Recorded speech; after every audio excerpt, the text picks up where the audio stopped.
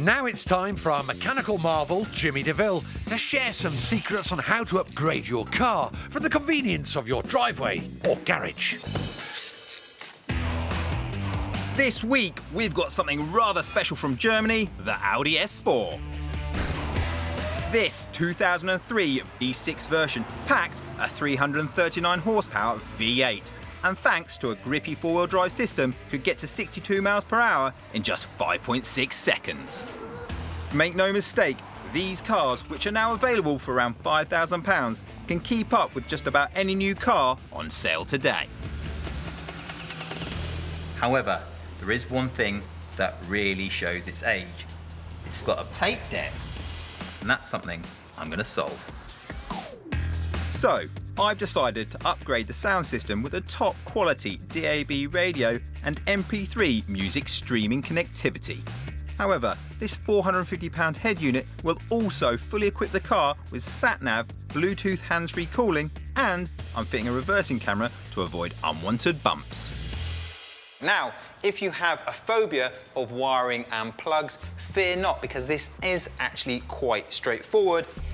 It's a fiddly job, but all the parts are designed to come off and clip back easily, and is well worth the effort. You can upgrade the entertainment system of many older cars, and although you'll need a couple of specific tools, these are cheap and easily available online. First thing you need to get your hands on are a set of Audi radio removing tools. We've also got a couple of trim tools. Now these are to peel back the trim inside the car when we're hiding the wiring. Last thing we're going to need is a battery drill and a set of drill bits to put a few holes in for mounting things. Right, time to get to work. My first job is to remove the old head unit, and then I can expose the wires.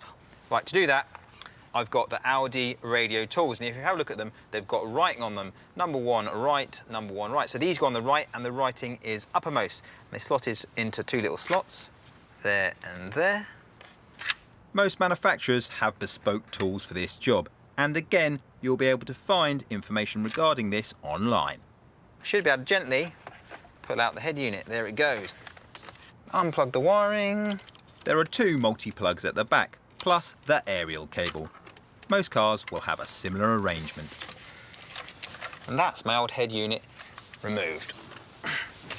Now I can see some space where my new wiring is going to go, and I can see immediately that I'm going to have to run the wiring for the camera and the aerial behind the glove box. So next job, this glove box is coming out. To get the glove box out, there's just 5 bolts. 2 underneath, 2 inside, and 1 behind this cover here. The panel that hides the 5th bolt simply unclips.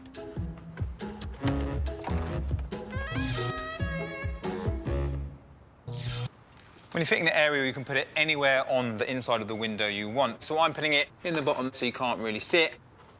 Then it's just a case of hiding the wire, which is where the trim tool comes in handy. Right now, I'm only going to put the wires in loosely at the end. I'll make sure it's all fastened away, nice and neat. Our multimedia unit permits safe, legal, hands-free calls, so I'll need to fit a microphone. To get this close to the driver's mouth, a couple of panels below and to the side of the steering wheel must be removed. Don't be scared, they come off easily, and you'll be amazed at the extra space behind the plastic. Now it's time to attach the microphone itself. So I've got a little sticky pad on it, and it's just going to go up on the windscreen in the corner so it's tucked away a little bit neater. And then it's just a case of routing the cable behind the windscreen trim and underneath the dashboard.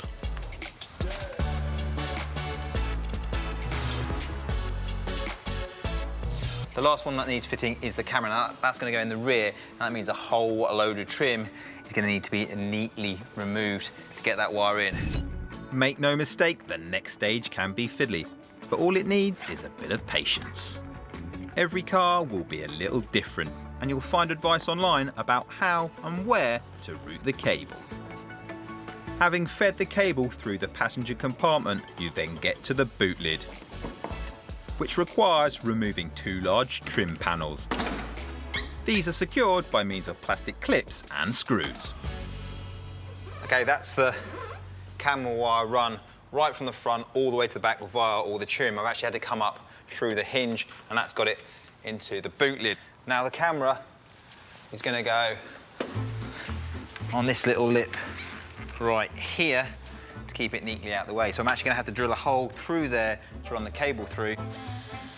Yes, I'm drilling through the bodywork of my lovely Audi, but it's only a small hole. With the camera in place, you just connect it to the cable you've fed through the car.